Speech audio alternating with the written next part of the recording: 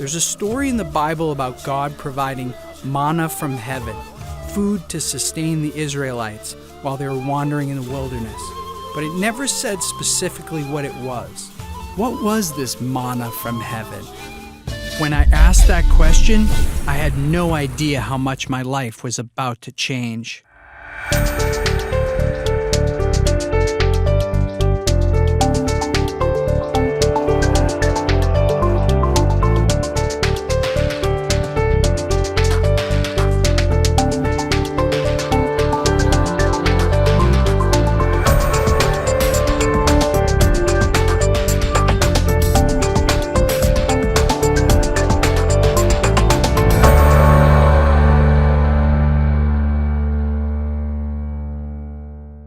The first miracle that Jesus was reported to have done was turning water into wine at a wedding. The story goes that they ran out of wine, and Jesus put a portion of the manna into the water that they boiled as tea. He told the waiters to pass it out as wine. So I call up Deepak, and I said, Deepak, I got to talk to you. I just found some stuff in the Bible that's not making any sense. I think I found some psychedelics in there. I think there's meditation. Like, what do you think? And he's quiet on the phone. And I was like, Deepak, are you there? And he's like, yeah. He said, where'd you find this exactly? Like, send me what you're talking to me about. What do you want to do, Deepak? What should we do about this? You want to write something up? And Deepak was like, this is too important. He's like, why don't we have a conversation about this? Could part of the religious experience have to do with plant sacraments? In Deepak's tradition, the mystery plant soma was used to bring people to communion with God. Could have been that the hymns of the Rig Veda were actually sung to this plant which had no seeds, that had no flowers, that was really mushrooms. There's a scene in the movie Noah, starring Russell Crowe, where he has a dream that he's underwater with animals floating past. He wakes up knowing that God wants him to do something, but he doesn't know what. He goes and sits with the wise man in the cave, played by Anthony Hopkins, who gives him some psychedelic tea. He drinks it and has a detailed vision of exactly what God wants him to do. First of all, that's a possibility. Yep. Secondly, why does our brain have receptors to these things? Well, because we are part of the same nature. We're not separate from nature. Science is based on a subject-object split, on a separation that is artificial, me and the universe, when in fact I'm also part of the universe. Sure. So the same electrical storms that create thunder and lightning in the sky create synaptic firings in my brain, which creates thought. Mm-hmm. We are part of a wholeness. And what the religious experience is to experience that wholeness. What is enlightenment but being one with the source? So whilst they gave people what I wouldn't even call altered state of consciousness, I wouldn't call them hallucinations. They help people break out of the everyday hallucination of separation and to the reality of truth. And whether they did it through wine or manna or soma, who cares? It doesn't even make any sense. How could these ancient plants that connect you to God be somehow taken out? Could these plants be the ancient wisdom that we need for our modern problems? What we call today everyday reality, which we take for normal, okay? Mm-hmm. There's war, there's terrorism, there's global warming, there's social injustice. 50% of the world lives on less than $2 a day. The environment is totally screwed up. And we say this is normal. Yeah. It's psychotic, right? And it's psychotic because we have created it. What do you think it would take to break through that boundary at this point? I mean, here we are in this 21st century. Let's have a party. We'll bring everybody down to Peru and enlighten them. Yeah, and put some in the pot and let's drink it. Amen. Amen. Did Deepak Chopra just tell me to go down to Peru and drink ayahuasca tea, one of the most powerful psychedelics known to man? Still dazed by what Deepak had recommended, I bumped into our friend Jerry, who had generously loaned us his beach house for the interview. I was curious what he thought about what Deepak said. I didn't realize at the time, but Jerry's world was spinning out of control. Despite having sold his company for almost $100 million, Jerry was abusing drugs, drinking a lot of alcohol, his family was in shambles, and he was basically trying to kill himself slowly. More than I realized, Deepak's words were really sinking in. At this point, you might be wondering who this zappy guy is. Let me tell you a little bit about myself. I'd done everything society told me to do. Go to school, get a job, make a bunch of money, fall in love, start a family. I was living the American dream. I bought beer.com for $80,000. A few months later, I sold it for $7 million. Here I am starring in my own Super Bowl ad. Life was becoming very surreal. Even though I had it all, my conversation with Deepak made it clear that there were other experiences that I needed to have. The value that I place on the experience is more important to me. So I always felt like I'd rather have a passport full of stamps than a house of a certain type. It occurred to me that, like most people, I'd been searching for happiness outside of myself, and I was having the realization that I might never be truly happy unless I went inside my own mind to look for some answers.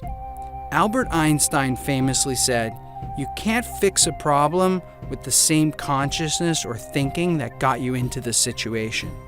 What this meant to me was that if I wanted to solve a problem in my life, or if we as a society wanted to solve some of the big problems we have, like violence, eco-destruction, addiction, depression, we needed to change our collective consciousness. Could society use some of these ancient techniques for its modern problems? I was inspired by people who came before me that seemingly had it all, but chose to take the risk of going inside their own minds. These people were what I would call psychonauts, sailors of the mind. And I saw that these people were going inside their minds and exploring inside their minds as part of what they wound up doing. And I thought, wow, I have to do that.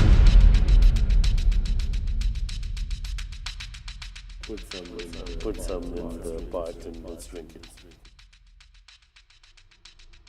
I figured before I got too extreme and sat with a shaman, I should go out and talk to some of Deepak's friends about our so-called reality. If you only identify with the realm of 3 dimensions, if you only identify with the realm of the body, if you only identify with the mortal circumstance and the mortal experience, then to that extent you are at the effect of those circumstances. Faith is standing on the conviction, standing on the knowledge and the conviction. There's something way bigger going on here. What we see is only a small portion of the total reality. See, we have 3 states: waking, dreaming, and sleeping. But beyond that, there is a state where it's neither of these 3. But there is a restful alertness that dawns deep within.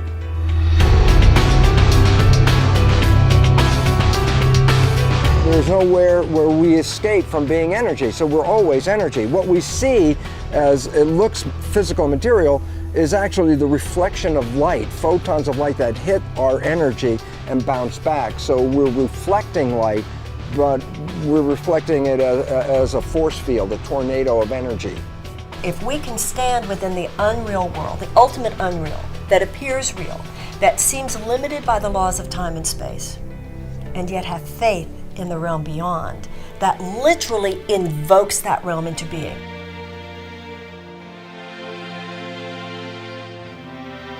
It seemed like what everyone was saying is reality's just a concept.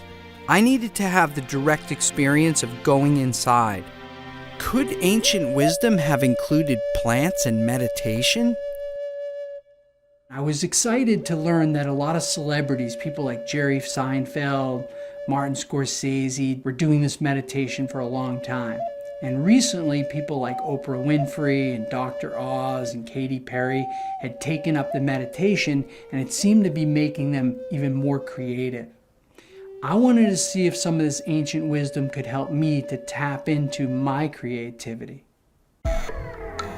In the 1960s, a funny little man named Maharishi Mahesh Yogi came out of the Himalayas to the United States, and he wound up teaching his transcendental meditation technique to the Beatles, and the rest is history. Today, there are more than 7 million people worldwide doing transcendental meditation. What I like about the TM technique is that there's no dogma attached to it. It's really just a simple technique of silently repeating a mantra to yourself, which causes you to transcend into your quieted mind, to subtler and subtler states of consciousness, until a point that you reach a place called universal consciousness, an endless field of energy that connects all of us, where all knowledge is contained and where everything is manifested from. When the Maharishi passed away in 2007, he put John Hagelin in charge. As a quantum physicist and a meditator, he had successfully used quantum theory to support Maharishi's model of creative intelligence being at the center of all creation. Waking consciousness is all about being aware of something, this, that, this concept, that person. Transcending is leaving all of that behind to isolate and experience the self itself. It's blissful. It's not the end of the story. 10, 20 minutes of that is enough. The idea is to come back into activity and increasingly integrate and stabilize the experience of inner reality, inner silence, along with outer reality. And that's when life really gets to be interesting and fun.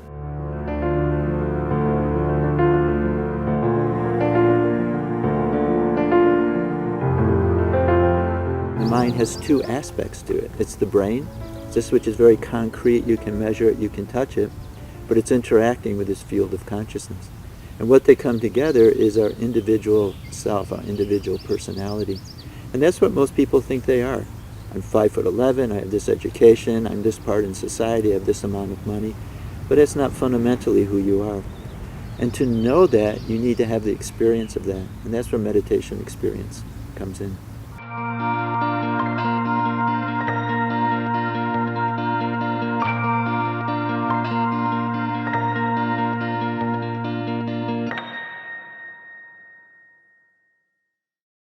It was found that square root of 1% in some cities here and there, and it does create positivity in the atmosphere, in the tendencies of the people. What excited me about this was that if we wanted to change global consciousness, we only needed a critical mass of people tapped in. When I found in the Bible verses that said, "Be still and know that I'm God, the kingdom of heaven is within," that's what the meditators are saying. It's so obvious, it's right there. The Bible is saying, meditate.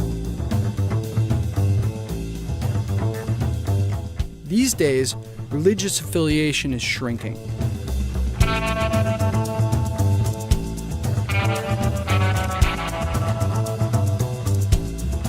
I needed to go speak to some of the religious leaders and top scholars of our time about whether meditation was once part of religion.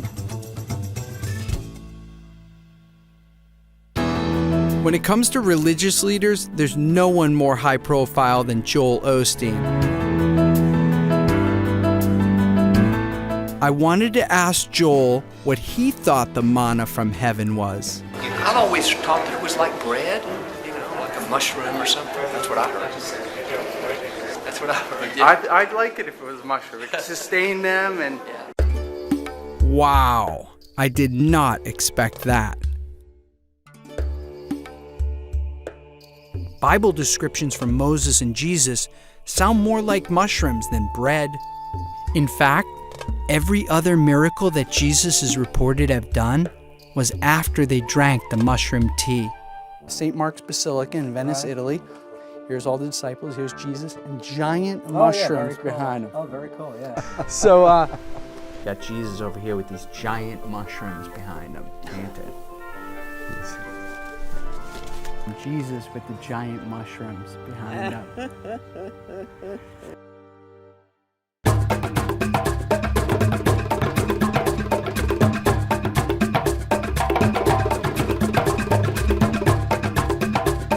I wanted to talk to some people who've been there, done that.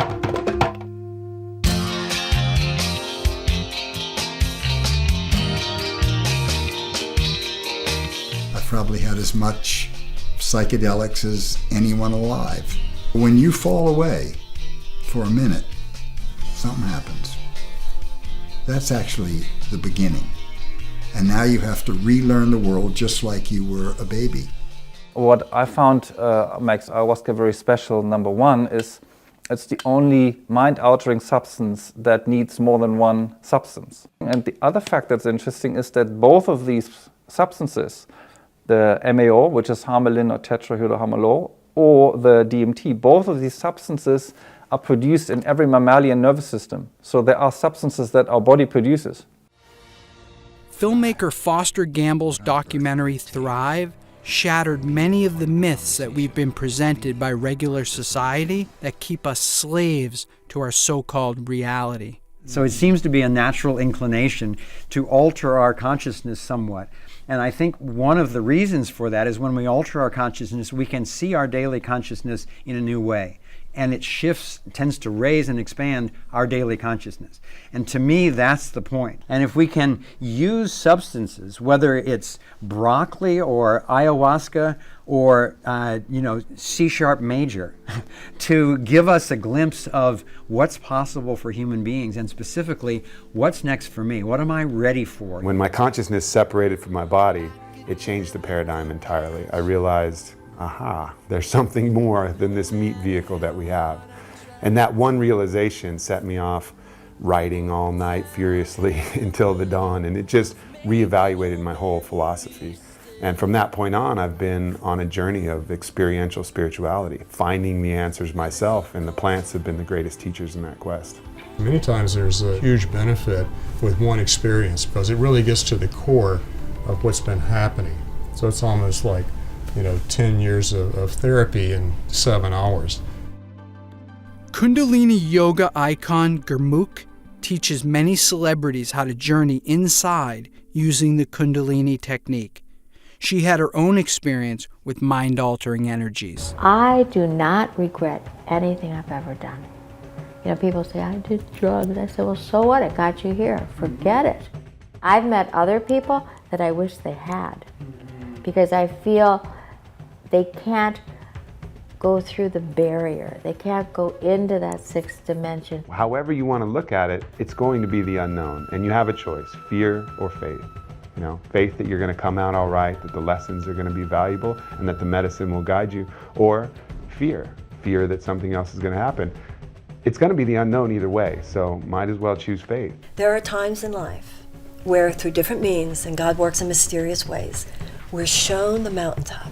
It's like through grace. It's like the hand of God lifts us up and just shows us the mountain. I owe a definite debt of gratitude to my experience with various substances. I can't endorse it unless you're at a certain space, in a certain environment, with certain true healers, because it can run havoc, just like LSD did. They are powerful, transformational tools and have to be respected.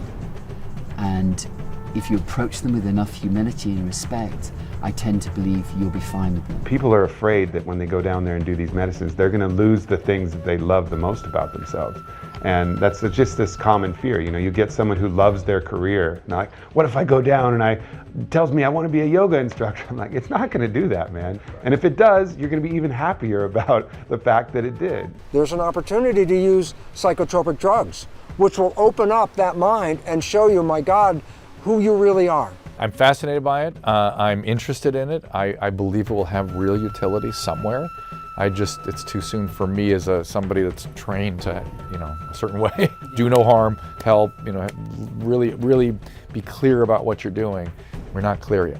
Whatever it takes, whether you do the drug or whether you do the meditation exercises or whatever way, I don't really care. There's no doubt in my mind that the first indication, the first formal use for hallucinogens will be at end of life. Because it's clear what I'm reading and seeing in the research is that it improves our ability to be connected with something and feel okay about the dying process. And God knows we need help with that in this country. The traditional psychological model or the traditional medical model, it usually takes years and years and years of therapy and years of intervention and working with a team of experts to get even just a little progress in someone's life. What I've seen, and the analogy I give, is it's 10 to 20 years of psychotherapy, often in 1 to 2 plant medicine sessions. There is a relationship to plant medicine when it is entered through the door of the traditions that brings people more to a sacred recognition of their life, their path. I think the word drug has a lot of negative connotations. I can't think of, maybe if some drug actually cures someone, it's medicine. See, I haven't heard of people going off the rails. I've seen people go off the rails. Before I took the final leap, I needed to hear it from a psychedelic badass. That person is Ram Dass. His real name was Richard Alpert, born to an affluent New England family.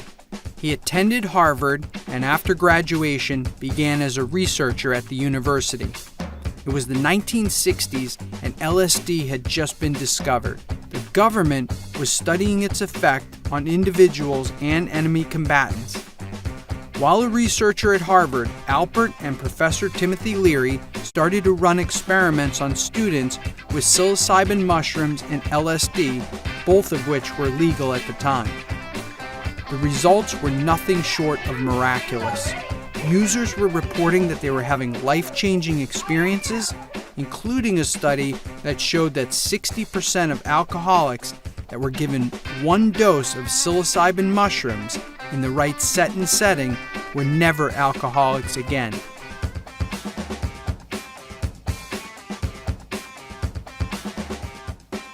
How could everybody not know about this? Discouraged with the West, he headed to India. His guru named him Ram Dass, and when he came back to the United States and published his book, Be Here Now, he was followed around by massive groups of young people. If anybody has the right intent to want to go to their own spiritual insides, the psychedelics are wonderful for them. Wonderful. Would you recommend that somebody Yes. looking? Yes. So seekers should go find a shaman. Sure. And go down and. Sure. That was it. I was going to gather up a group of friends who wanted to take the risk and go as deep into our minds as humanly possible.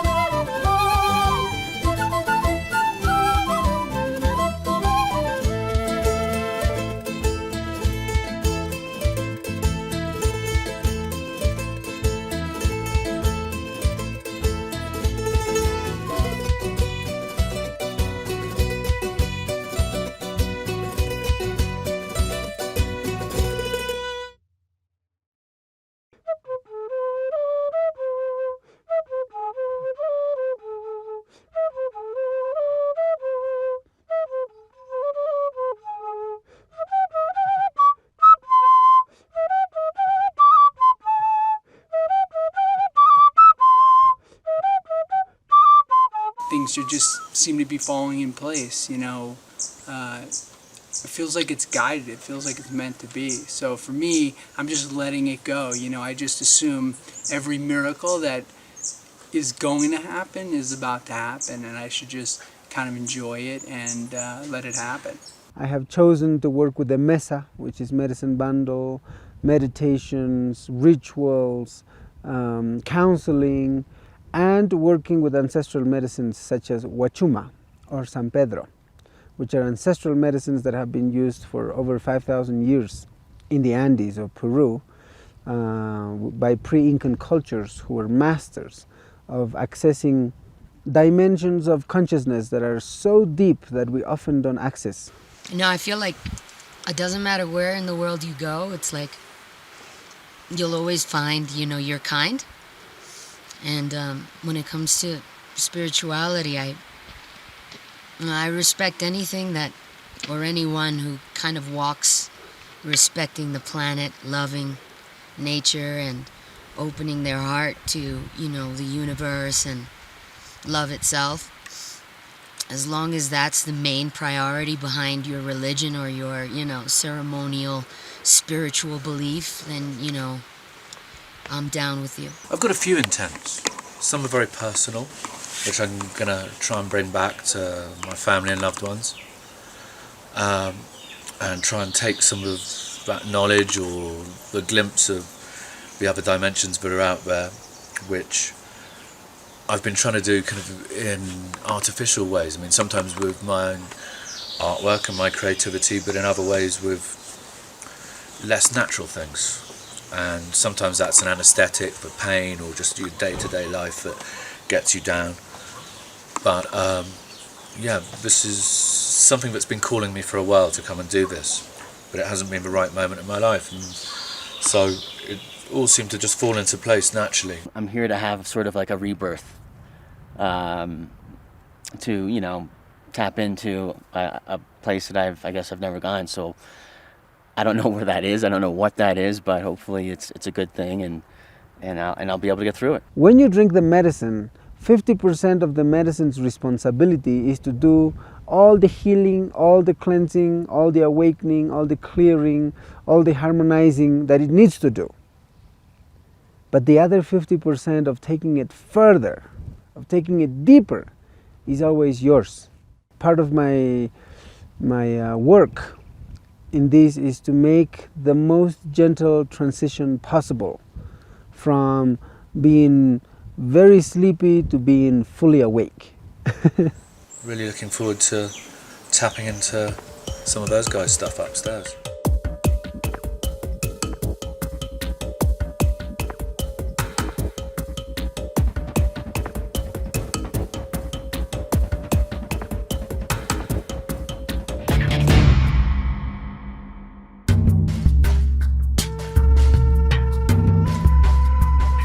The San Pedro trip was gnarly. It was really insane because Freddie Puma, the shaman that introduced us to the catalyst to a spiritual journey, which was the San Pedro, the drink. He so in tune, that guy.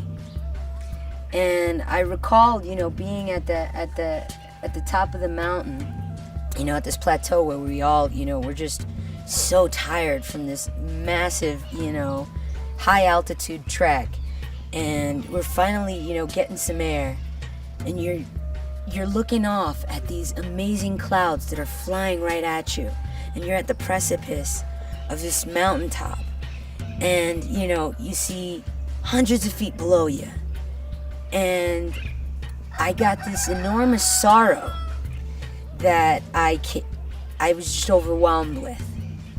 And the sorrow that consumed me was something that I've been carrying for many years, kind of like a little rebellious anger, like, why am I here? Like, Dad, like I didn't knock on your balls, to come out into this, universe kind of anger that I've been holding since I was a teenager, you know what I mean? Why stay in the chaos? Why suffer? Why struggle? When you can liberate all of that and be of higher service while being gentle on yourself. I know that you need your ups and downs so that you can be human and enjoy life and transition, because it's part of the beauty of existence is to be sad and enjoy happiness. You need to know both sides. But this overwhelming sadness wasn't mine. It didn't belong to me. Ever since I was a little kid, it didn't belong to me. It's not mine. I'm a passenger, like Iggy Pop says, you know what I mean? I'm here to ride this, and in a respectful way, respect everything that I come across, and, walk my path with love, and, say goodbye after my journey's done. And he came out, and I felt this warm energy behind me, and there he was, while I was on the rock, overlooking the clouds that are flying towards me. I was crying, And he touched my shoulder and he said, "It's not yours, let it go.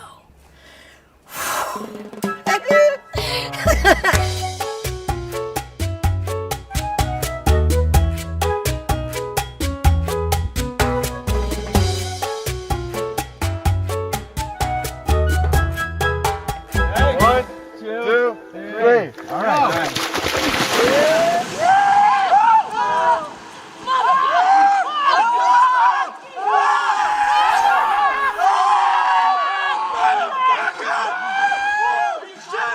If my trip ended today, I've had, 20 years of heavy pain lifted off of my shoulders, and I'd be a happy camper without doing the ayahuasca.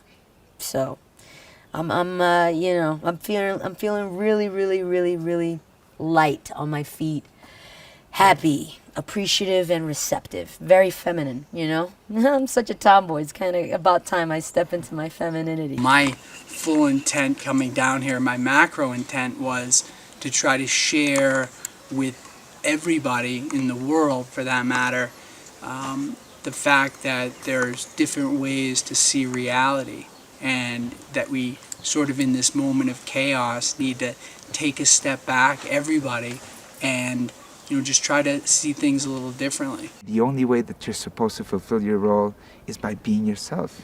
That is the heightened you. You attract more love and you attract more energy. One of my intents and one of the things I asked for was to face my fears. And I realized that, no, I don't need to face my fears. My fears are not going to go away. First, I have to accept myself with my fears. Each person have a pattern, and that pattern is 50% woven by the person and 50% by the divine. Ayahuasca is capable of changing that whole pattern. From being one person one day, the next day you're completely another person. I'm open to light and love and just good vibes, and anything that isn't on that vibration or frequency, I'm just like, I don't even see you, you don't exist. So that's how I'm walking into this ayahuasca trip. I'm just in a very receptive place. I just, I know what I'm about, I know what I stand for, and I know what I resonate with, and, I just hope to walk that path, and, whoever's walking along that path, I hope to meet you, and we can join hands and, take this trip together,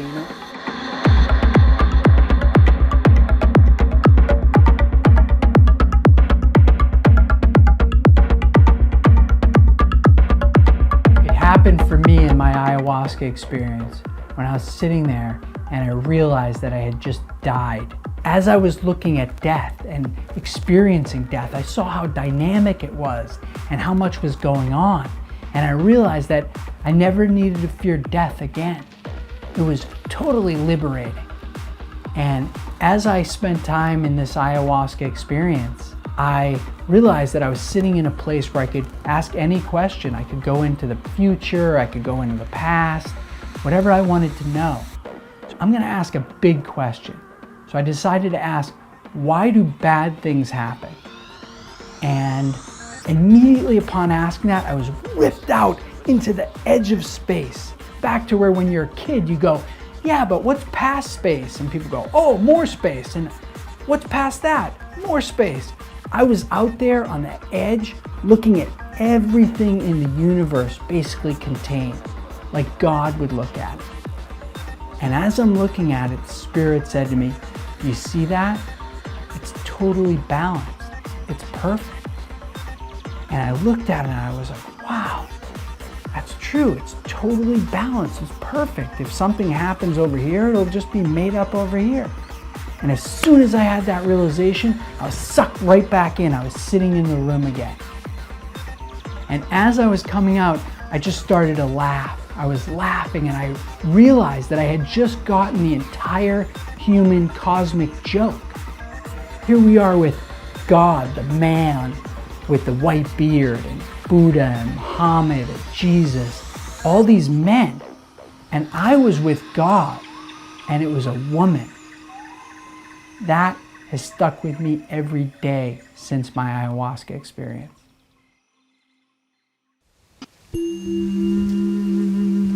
Well, for me, ingesting the medicine was A destruction of everything I've ever known, everything I've ever believed in, everything I ever thought was true. I tried to reason it for a while, for 2 days after. Try to reason the idea that it's a hallucinogenic drug, Michelle. It just, it takes things from your subconscious and projects them. There's absolutely no way that there's any truth in what you envisioned.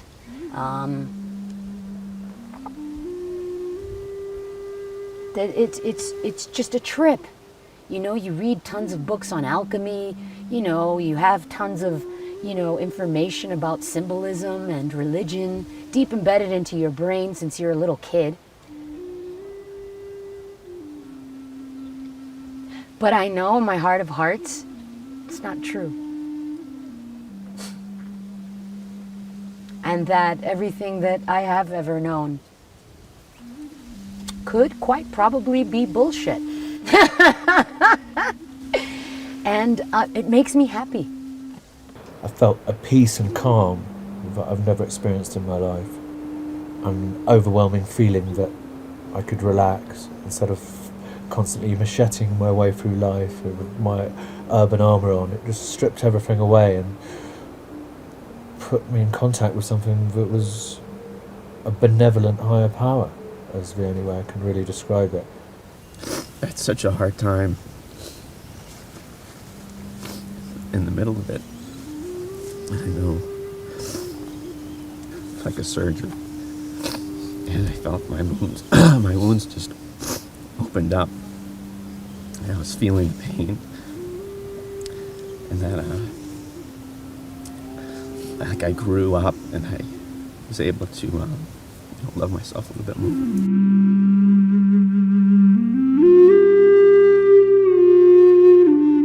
Once I got through that hard part, or the part that I needed to get out, it was just definitely the best life-changing experience that I've ever been through. When people access these medicines, they need to access with full love, with full willpower. Otherwise, they need to find other ways. People will transcend anyways. Now is the time. And these medicines are major assistants, major helpers, major masters, assisting this process of transition for humanity from one level of consciousness to a higher level of consciousness. I've lost a lot of anger, a lot of hatred, and a lot of, you know what, if you're an asshole, be an asshole. It's your fate. You know what I mean? Like, I'm easy now. Like, I'm not angry anymore at all the mean people in the world, Because I accept that they're part of it, and it's all good, you know what I mean? It's not my walk, but, do your thing, and I respect your path. But don't come near me with your evil energy, because I'll knock you the fuck out.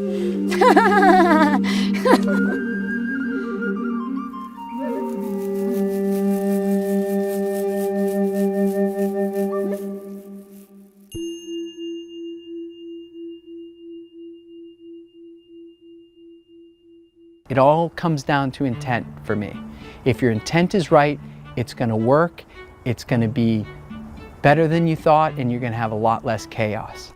It seemed to me that nature recognizes that people are highly stressed and that people need healing medicines for the problems of addiction and depression.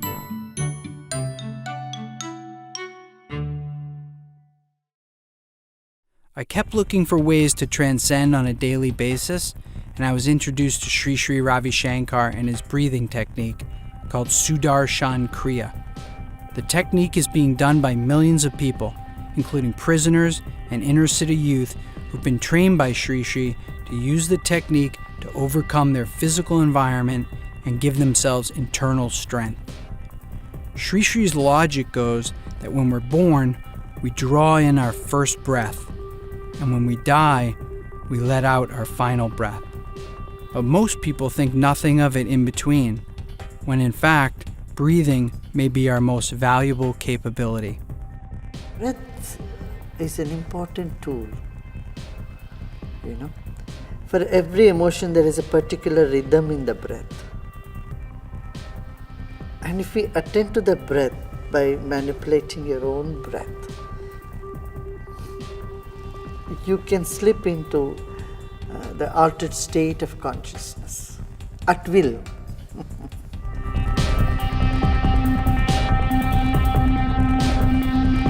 I learned the Kriya breathing, which blew my mind. The fact that I was able to put myself into a psychedelic state with just my breath. Lightning bolts were shooting out of my hands and feet. Time stood still.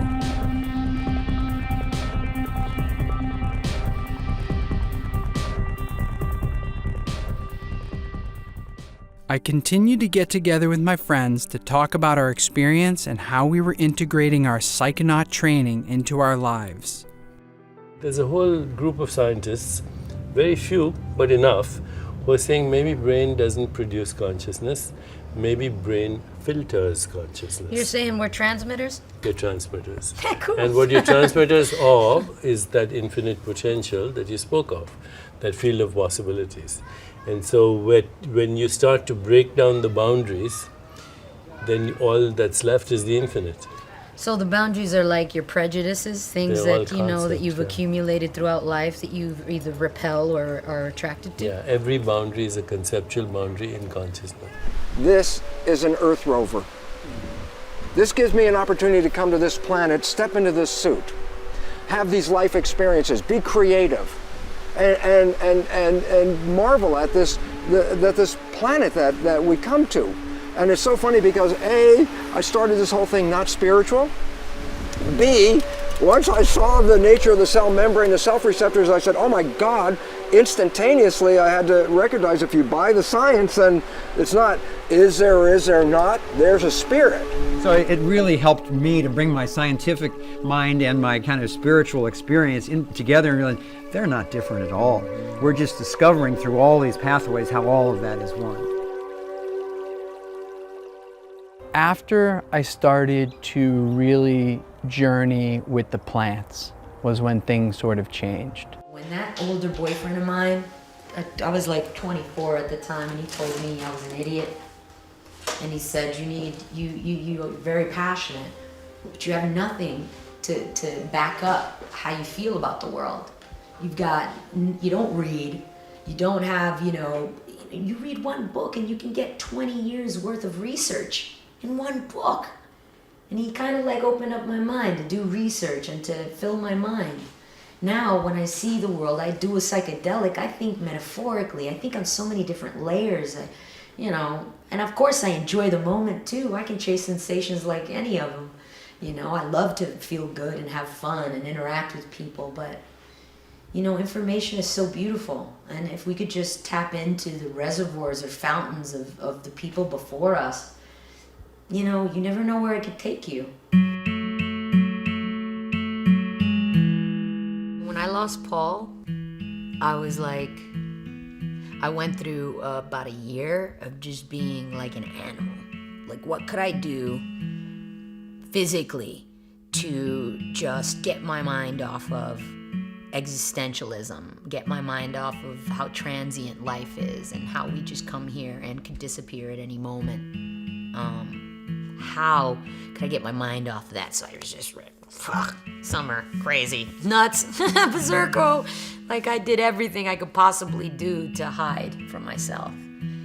And I'll tell you that my ayahuasca trip made me sad that he left me here. It wasn't a sadness that he's gone. It was more like a jealousy that he's there first. That's fucked up, but yeah.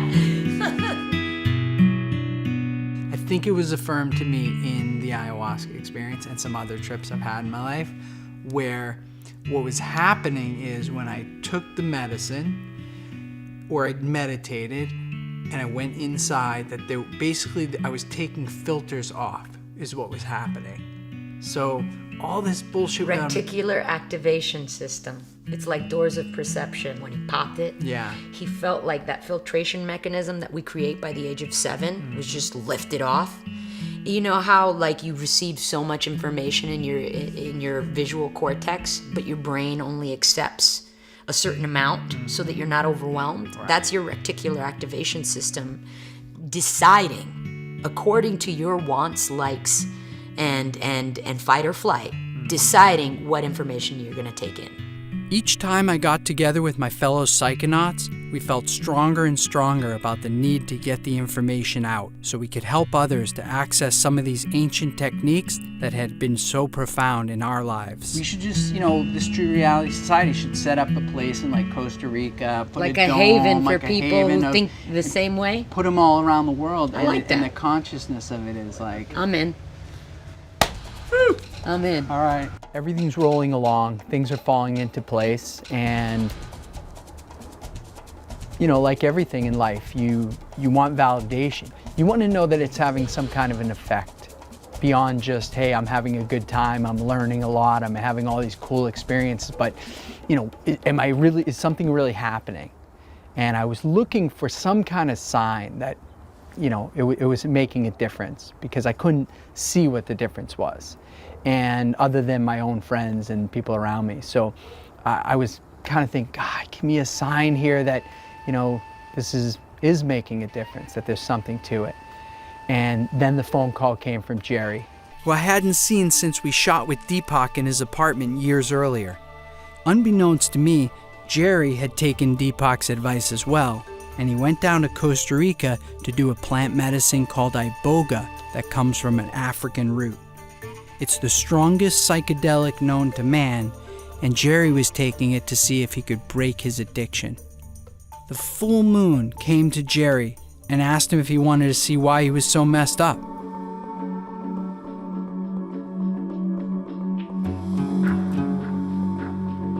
Because of my life, I had like addiction issues, tons of women issues, ego issues out the gazoo, smoking, drinking, you name it, I was a fan, right? So I said, what's wrong with me? And so what happened then is that my body went to a house that I hadn't seen in 48 years. It was my grandfather's house in Scranton, Pennsylvania. And at the front of the house, like 3-year-old me is going like this to me. He's like waving me in. And I'm looking at the floor, and there was, as a kid, I knocked over cranberry juice or grape juice, and it hit the wall, and that stain was on the wall. This is how perfect detail. And then next thing you know, the kid opened the door and like went like this to me, like, go look at it. And my grandfather was sexually molesting me, and I was 3. The moon told Jerry to go see his dead grandfather and have him explain why he'd done it and give him an apology. Jerry went to see his grandfather, who denied it ever happened and sent him away. She told him to get his father to help him to get an apology from his grandfather. And he said that he was sorry, and I told him I forgave him. And even though he wouldn't do anything for me. And then the guy, the shaman, goes, hey, go to the moon. So I went to the moon, back to the moon, and I said, Mrs. Moon, what can you do for me? And she said, open your chest. And I went like this, and my heart was in there. And the moon took my heart out and washed it.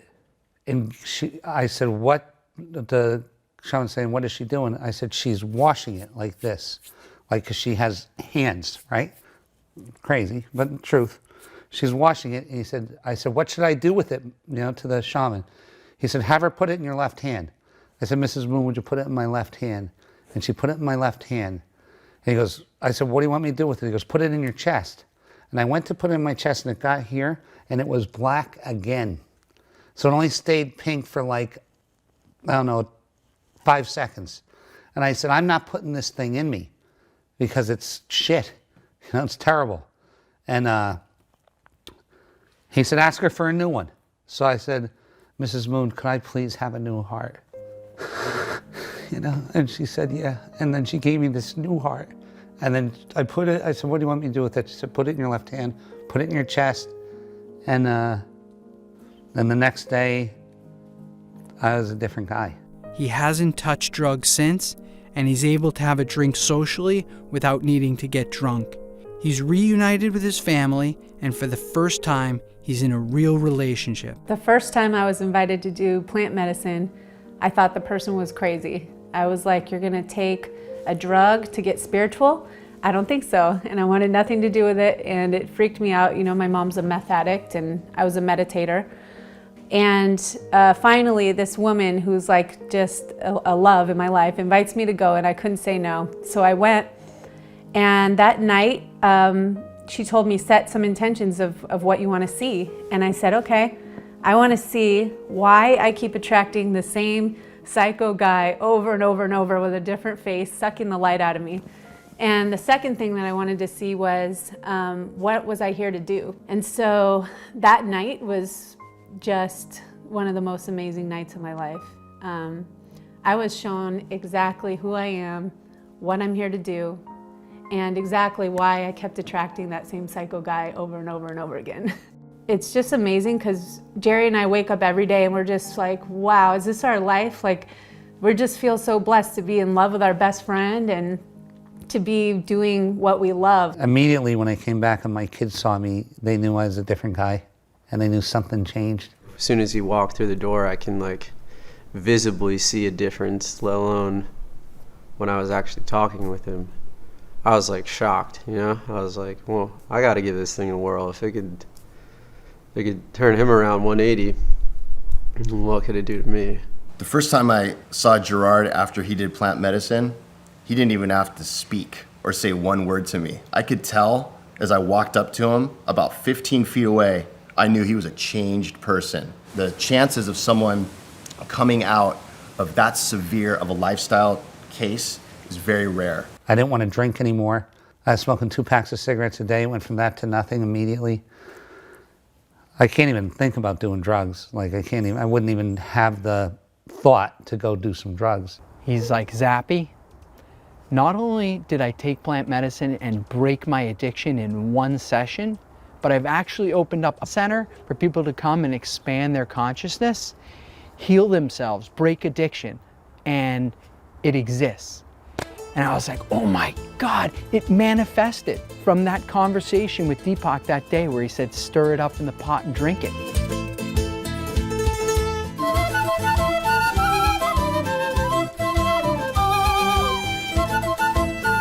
The moon told me, and this sounds so ridiculously crazy, but told me to go buy a center and to make it a plant-based center.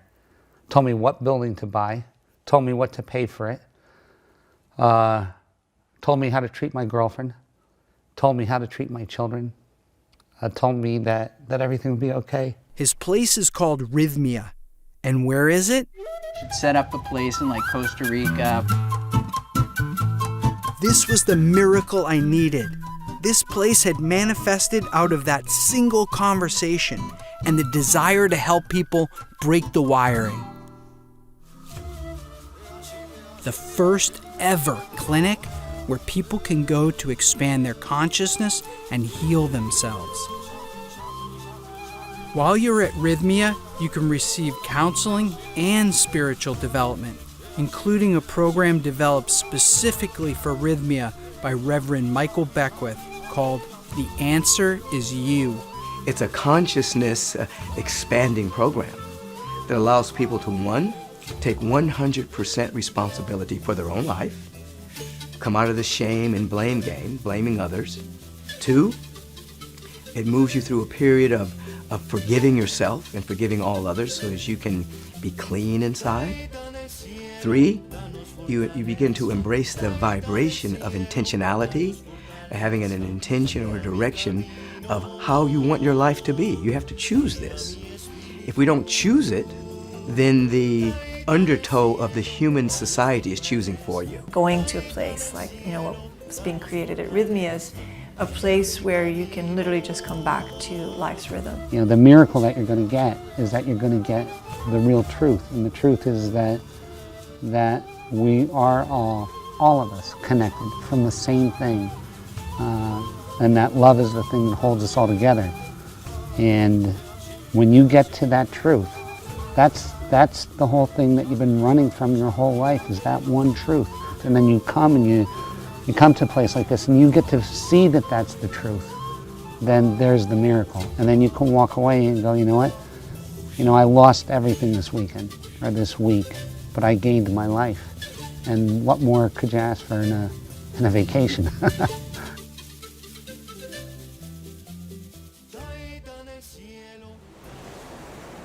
Everything I've gone through has truly been worth it. Because even before this movie's finished, it's already changed the world. Because this place exists.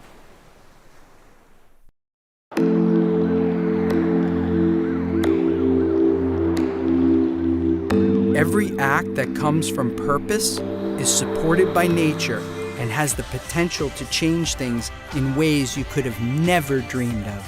How do I channel all of this connection into being an efficient human being in society, into giving back? Because for me, love is everything. But you have to almost have a way to re-enter the ayahuasca experience almost on a daily basis to stay tapped into it. And that has to be through meditation and through something that will deliver you back there, if only for a moment.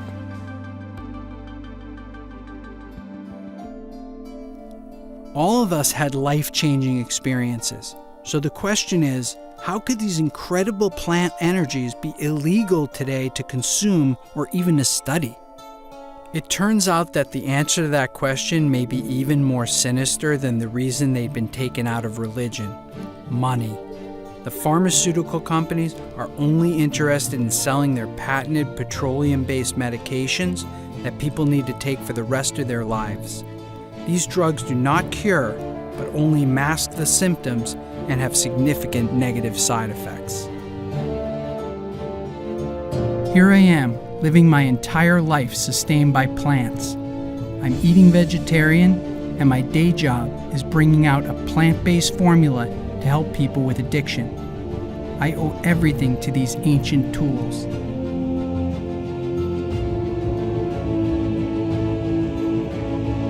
Plant medicine, meditation, breathing. These are some of the tools that were once part of the religious tradition. It's time to bring them back.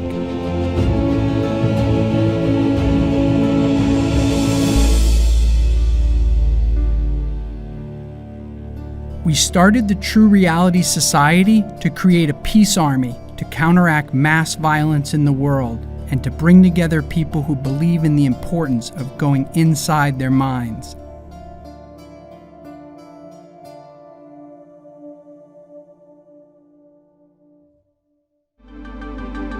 When the sun comes up, I know I've lost it. To the spirits that live beyond us. But every time I sleep, I'm back in your arms and we've just begun. Oh, how can I get back to the place where I lost track of all that was dear to me? Oh, I know I'll only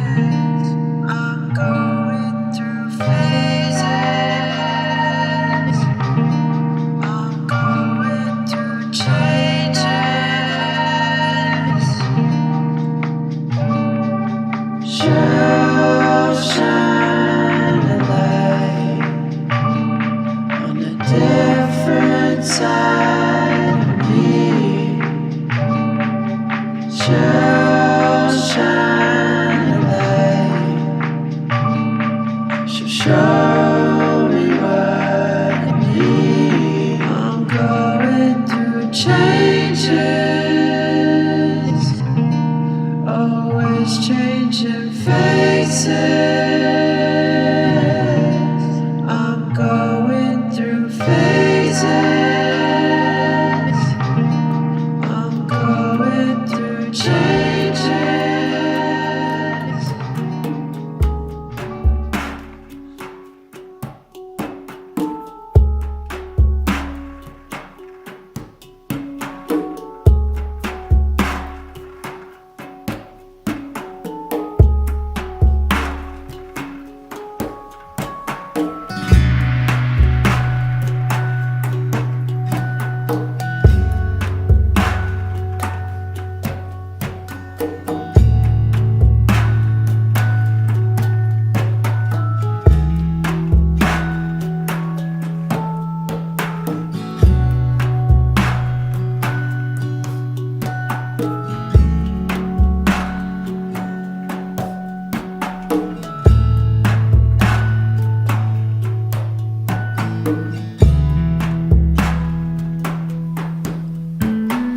Om Shri Mahalakshmi Namaha. Om Shri Mahalakshmi Namaha. Om Shri Mahalakshmi Namaha.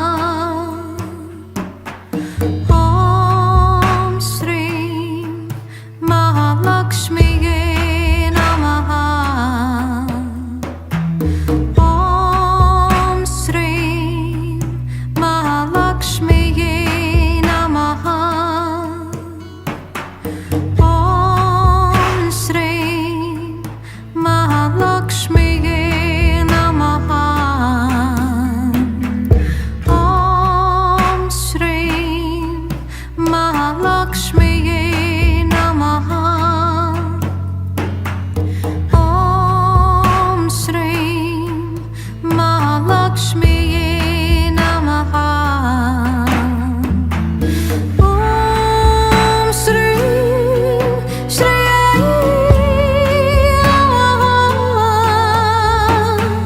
Om Shri Shri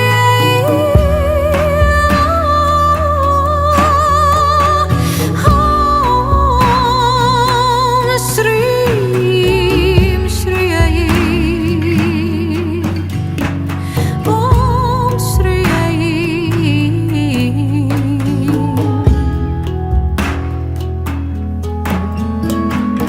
Om Shri Mahalakshmi Namaha. Om Shri Mahalakshmi Namaha. Om Shri Mahalakshmi Namaha. Om Shri Mahalakshmi Namaha. Om Shri Mahalakshmi Namaha. Om Shri Mahalakshmi Namaha.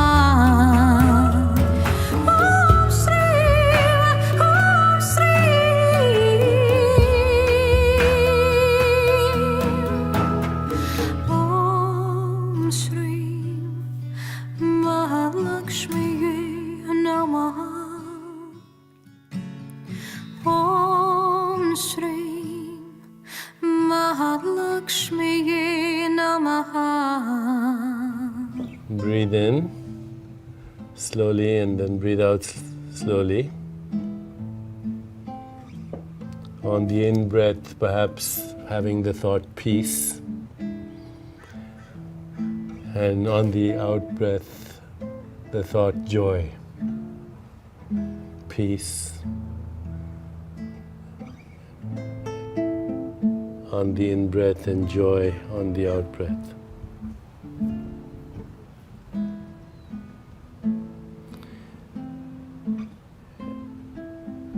And bring your awareness into your heart now. And remember a great experience of love.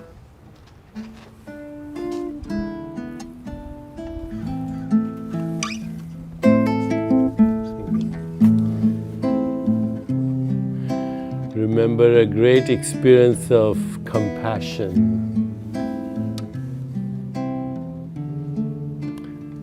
A great experience of joy.